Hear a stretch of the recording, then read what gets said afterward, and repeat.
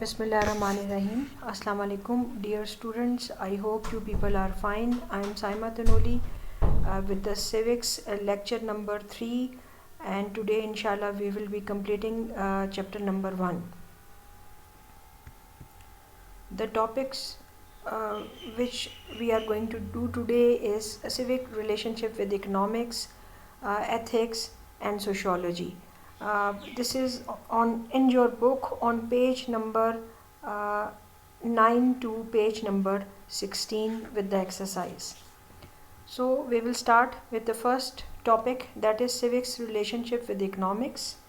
Economics is generally defined as the science of wealth. But according to Dr. Alfred Marshall, it is on the one side the study of wealth, and on the other and more important side a part of the study of man, because as I have told you in the previous lectures, social sciences deals collectively with human being. So here we will be studying the human life with respect to economy or wealth. Now both these sciences, that is civics and economics, they focus on man's welfare because economics provides or gives prosperity to the individual. This other and more important side implies that civics and economics not merely have many things in common, they are rather mutually dependent upon each other. As both these sciences focus on man's welfare, their study is directed to the same common end, that is human well-being and prosperity. When we will be having economic well-being and prosperity, automatically we will be having human well-being. आपके की जो welfare states हैं उसमें जब फलाही मुमलिकत हैं उनमें जब basic amenities or all economic needs of the individual are fulfilled, they become welfare states. So economic welfare is basically, or we can say it is a democratic political system, or we can have only through a democratic political system economic welfare. आपकी जितनी democracy मजबूत होगी, that is the rule of the people, and then in that the well-being of the people with respect to their economy and their politics and everything, तो आपके पास एक welfare state आएगी. Stable states provide opportunity for economic development. We can only have economic development when we will be having a stable states in which we don't have any kind of instability.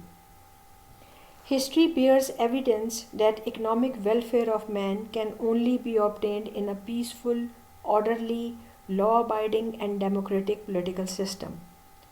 This is the system which civics and political science aim at achieving. Civics tells us how a state can create an atmosphere conducive to a prosperous and flourishing economic system. आपका जो अच्छा एक stable state है वो आपको economic development के पूरे chances देता है.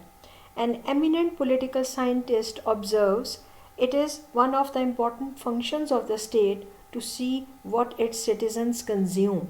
यानी आपके जो मुल्क के शहरी हैं उनकी कंजम्पशन क्या है, because basically we are a consumer oriented society.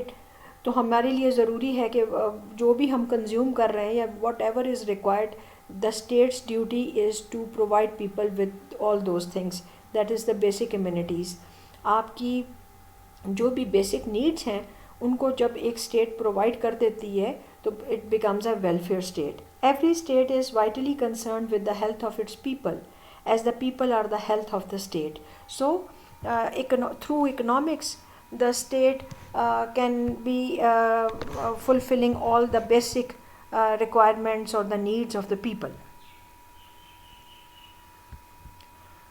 Questions about socialism, capitalism, globalization and market economy are of same significance for a student of civics and economics.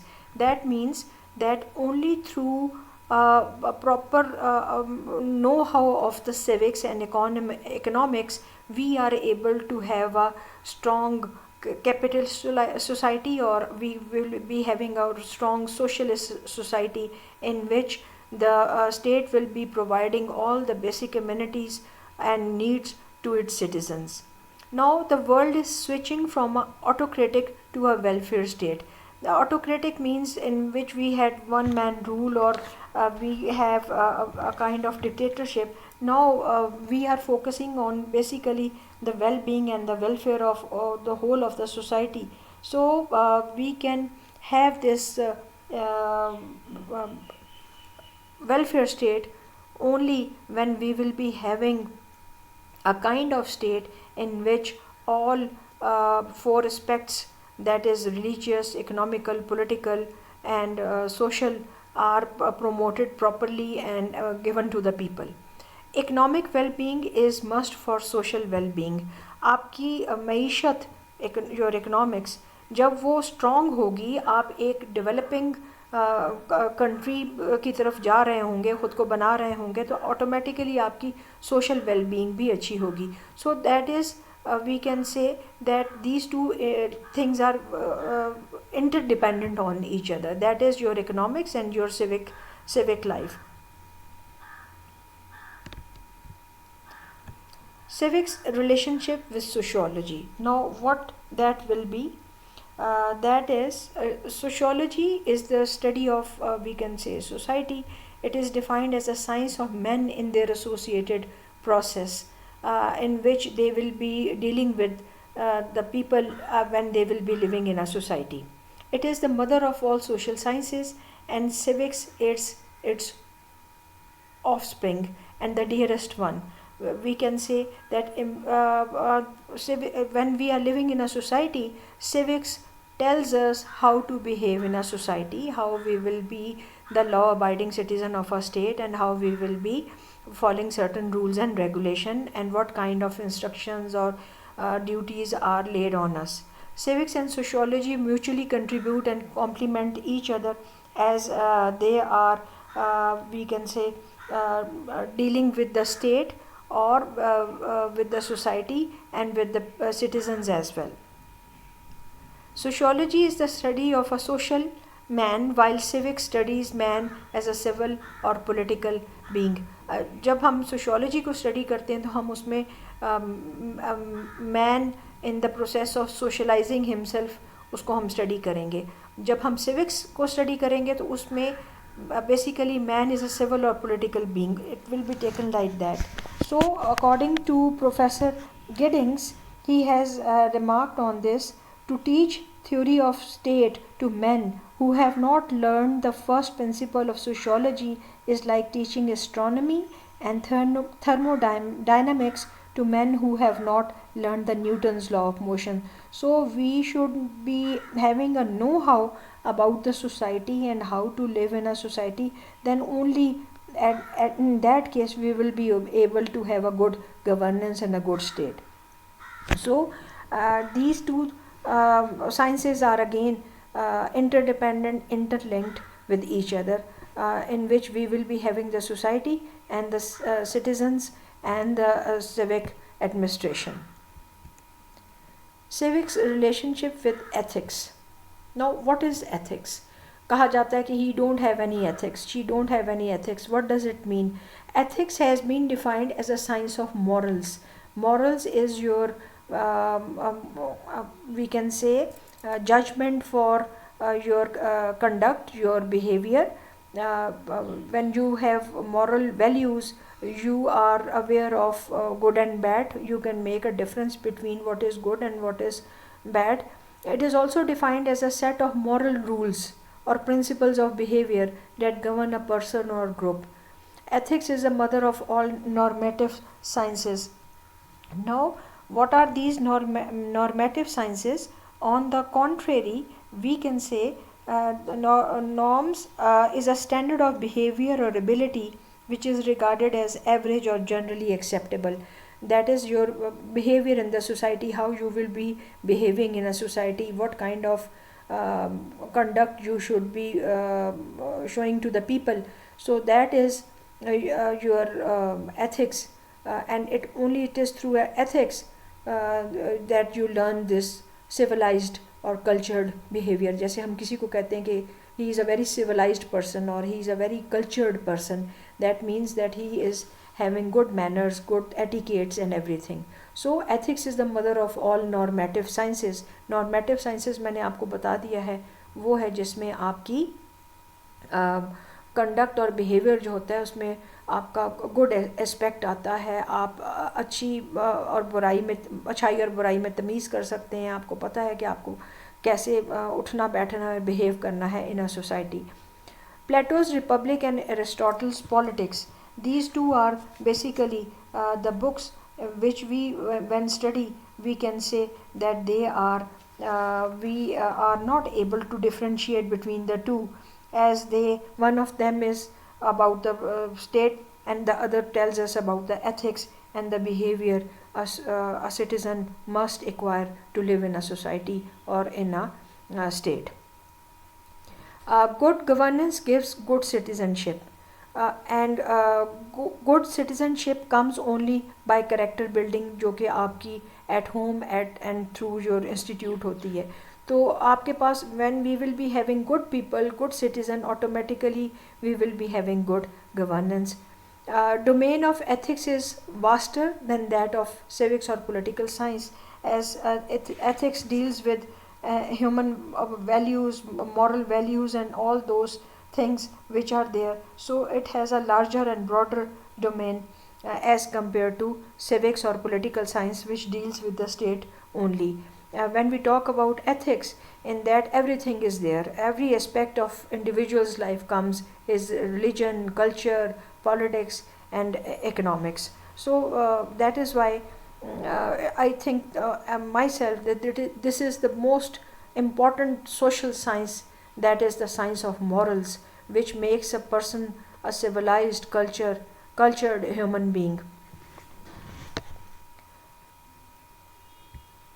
Now we will be doing the exercise, and this is on page number 13 of your book. Again, first four questions are your work pages. First one is question number 1, that is fill in the blanks to make an appropriate statement. First is man is social by nature. Second, living in society is called social life.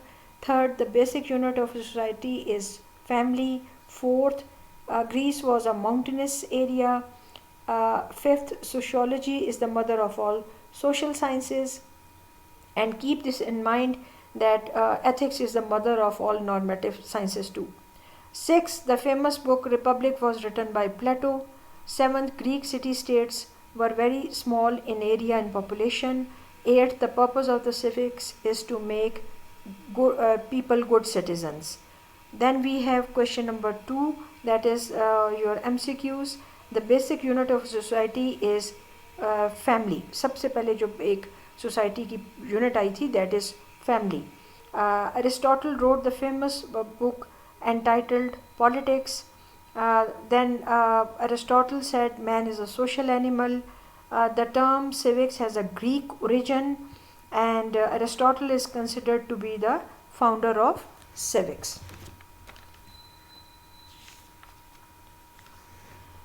Then on the next page we have true false question number 3. ये आपकी work pages हैं जो आप अपनी book में करेंगे. Then we have first one, man can easily survive if he is left all alone. This is false because he is a social animal. He cannot survive alone. Second, man cannot fulfill all his needs without the help of others. True. Third, Greek city-states were very small in area and population. True. Fourth, man is not only a social animal but a political animal also. That is the difference. True. देखें, अगर आप देखा जाए तो जो इंसान है वो इसी सूरत में अशरफुल मखलूक़ात में आता है कि he is a thinking animal. He can think. Then we have a fifth one, social life in modern world is very complex and complicated. That is true. Sixth, both the words civics and political science are derived from the same source and have identical meanings. True. Seventh, both civics and political science have a Greek origin. True. Eighth, history provides necessary material about civic institutions. True. Ninth, both civics and economics focus on man's welfare and prosperity. True. 10th, democracy without economic justice is an impossible dream. True. In the fourth question, we have this match the column from A to B. A is man, B social animal, politics, Aristotle, republic, Plato, ये books जो उन्होंने लिखी हैं. Civics means civis mean city states and civitas means citizen, that is in Greek. Then on the next column we have two. Column A, basic unit of society is family.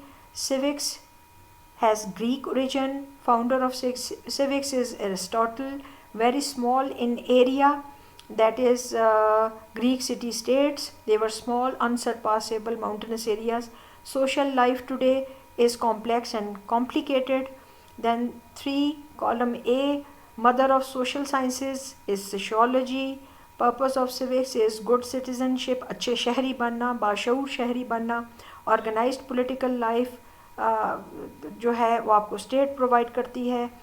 Civics and political science identical meanings हैं. और Aristotle का जो time period था that was from 384 to 322 BC. Now we will be having another very important portion in your exercise, that is question number 5. Question number 5 आप सब ने एक register बनाना है और उस पे ये शॉर्ट क्वेश्चन आंसर्स लिखने हैं. इंशाल्लाह I will check it and do this work honestly and learn these short questions as well, क्योंकि they will be plenty in the future in the next chapters. तो ये बहुत ज़्यादा हो जाते हैं. और ये याद रखिए कि आपके जो शॉर्ट क्वेश्चंस हैं आपके पेपर में 50 मार्क्स के हैं. 50 marks from this portion and 50 from section A. That means 70 आपके मार्क्स जो हैं out of 100 in section A और बी में आ जाते हैं. That means half the battle is one. आप इसको अगर अच्छी तरह कर लेते हैं, ठीक है. तो इनको साथ साथ याद कीजिएगा. मैं टेस्ट भी लूँगी आपका और ये मैं इन राइटिंग में जो होगा उसको चेक भी करूँगी. Make sure you will be doing it. Question number 5 is the short questions. This is for 5 marks मैंने आपको बताया था. तो we will be writing it in a paragraph, जो कि अच्छी खासा लिखना पड़ता है ताकि आपको 5 मार्क्स मिलें. 3 मार्क्स नहीं है कि आप थोड़ा लिखें. Question number 1 is give E.M. White's definition of civics. Civics की डेफिनेशन आपको मिलेगी on page number 2 of your book. और इसमें डेफिनेशंस में this is the third definition. Professor E.M. White has given a very elaborate definition of civics. He says civics is that useful branch of human knowledge. और ये कहाँ तक है? national and human, all the definition जो complete है आपने वो लिखनी है. Then we have another question, a short question, that is how does F.J. Gold define civics. ये इसी पेज पे, पेज नंबर 2 पे आपकी definitions में 4th definition है. Professor F.J. Gold, another eminent social scientist. और ये कहाँ तक लिखनी होगी आपने? इन पॉलिटिकल कम्युनिटी, ठीक है. Then we have the next one, that is define civics in your own words. Now as being student of civics, आपको सिविक्स के मुतालिक क्या आपकी एक ऑब्जर्वेशन है या थिंकिंग है और क्या कैसे आप उसको डिफ़ाइन कर सकते हैं, ये आप अपने वर्ड्स में लिखेंगे. Then we have question number 4. Pick up 3 points to describe the significance of civics. Civics का significance क्या है? Take any 3 points we have on page number 5 and page number 6. You can write any 3 which you find easy to learn. जिसमें ये पहला भी अच्छा है, cultivation of good citizenship, establishment of an enlightened society and ordering of loyalties. एक बात याद रखिए कि जब आप short questions भी याद करते हैं तो that is helpful for your learning of the lengthy questions. वो आपको बाद में learn करते हुए lengthy questions भी helpful हो जाता है. Then we have question number 5. Give 3 points each about the resemblance between civics and political science. civics and history. आपके लिए लेंथी क्वेश्चंस में भी आएगा, so you can write 3 points for each, जिसमें सिविक्स और पॉलिटिकल साइंस का relation है और सिविक्स और हिस्ट्री का. You can take it from page number 7 and 8 for political science and civics and this history. Next है question number 6. Write 2 to 3 lines about the purpose of civics. What is the purpose for civics? civics किस लिए पढ़ाई जाती है, इसमें इसकी utility. Again आपका ये पेज 5 and 6 से आप बता सकते हैं कि इसका क्या फ़ायदा है और क्या रीजंस हैं. And take any 3 points. So this is your short questions task which you will be writing on the register. एक register बना लें अच्छा सा इसके लिए, chapter mention करते हुए इसको आप complete करें और इन 6 questions को learn by heart. और ये भी याद रखिए कि when you are writing it down चीज़ें आपको याद हो जाती हैं. That is why I always ask my students to maintain a register. Now we have the last portion, that is your lengthy question, which will be for 30 marks in section C of your paper. 30 marks यहाँ पे आते हैं, जिसमें lengthy questions हैं. Question number 1 is describe the nature and scope of civics. आपका nature और scope of civics जो है that is on page number 2. और इसमें scope भी है, nature भी है, और इसके अलावा आपकी जो significance and utility है उसका आप क्वेश्चन नंबर 2 में ऐड करेंगे. That is define civics and describe its utility and importance. That is on page number 5 and 6 of your book. Then we have the last question, that is question number 3. Elaborate. In this you have to go into detail. The relationship of civics with political science, history, economics and ethics. You have this answer on page number 7 for political science, 7 and 8 for history, and then we have on 9 and 10 economics, and we have the answer for relationship with ethics, that is on page number 11 and 12. So this is all for today. Thank you.